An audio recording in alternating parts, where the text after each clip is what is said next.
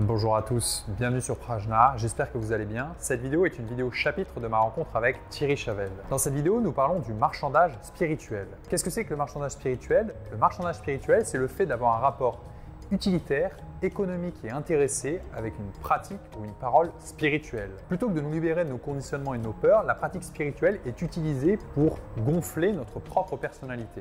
Et je trouve intéressant de nous pencher plus précisément là-dessus parce qu'aujourd'hui, avec le développement de la méditation dite de pleine conscience, le système dans lequel nous évoluons, le système capitalistique, récupère cette pratique pour son propre profit. Alors cette récupération peut prendre différentes formes, par exemple la proposition de stage ou de formation très onéreuse. Je trouvais intéressant de vous partager un exemple.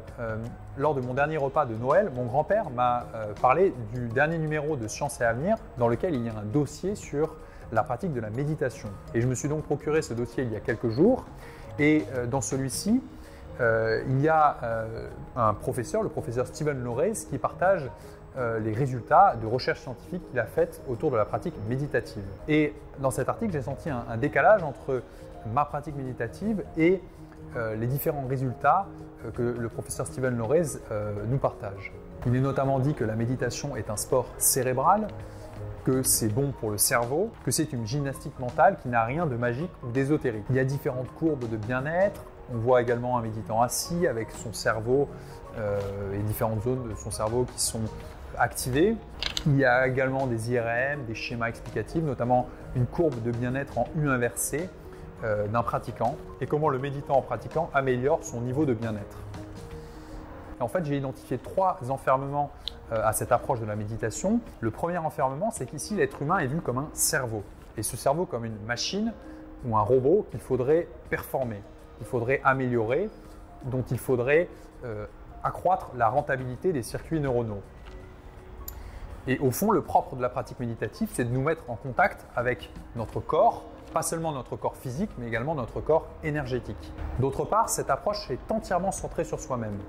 Plutôt que de nous libérer de nos peurs et de notre personnalité, cette approche nous enferme un peu plus dans celle-ci. Là, je vous renvoie à la vidéo de Luc, puisque, comme le dit Luc, quand on pratique le zen, on ne cherche rien pour soi-même. Si on cherche quelque chose pour soi-même, on se plante immédiatement. C'est complètement impossible. Enfin, la dimension existentielle est complètement mise de côté. La pratique méditative est là pour nous libérer de nos conditionnements et de nos peurs et pour nous permettre de vivre une vie pleinement authentique et pleinement en accord avec ce que nous sommes. Voilà, donc dans cette vidéo, Thierry complète le ressenti que je viens de vous partager et il nous montre comment le système capitalistique récupère la méditation de pleine conscience pour son propre bénéfice et les différents pièges et écueils à éviter.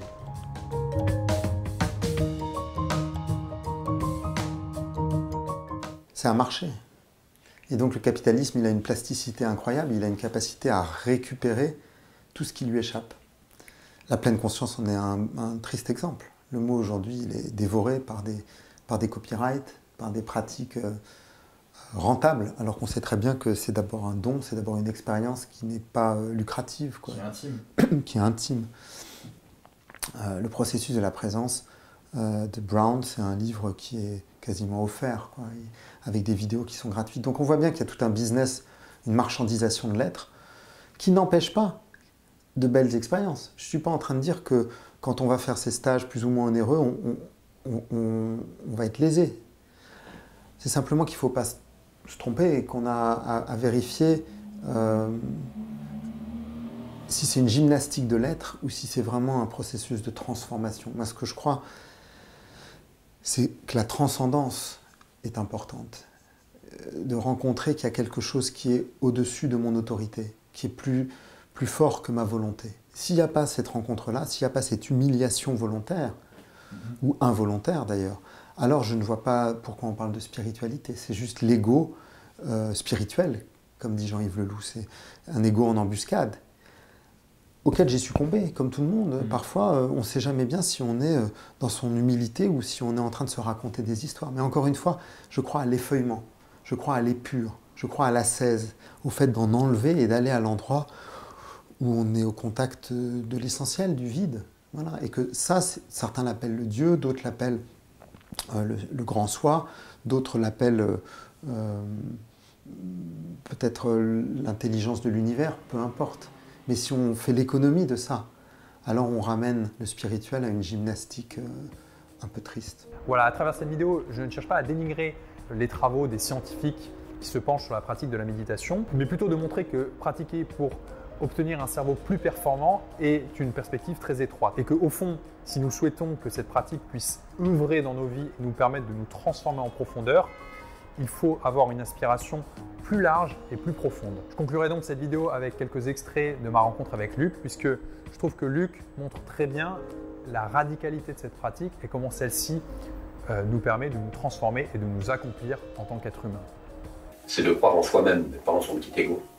De croire en sa dimension infinie. On ne peut arriver à rien, ni par soi-même, ni pour soi-même. Mais ça, c'est vraiment quelque chose dont il faut se convaincre totalement. Tant qu'on cherche quelque chose pour soi-même, on est voué à se tromper. C'est complètement paradoxal, mais c'est à partir du moment où tu renonces complètement à toute quête personnelle, à toute issue, à arriver où que ce soit. À partir du moment où tu renonces totalement, tu fais complètement sans paille, que tu vas pouvoir être toi-même.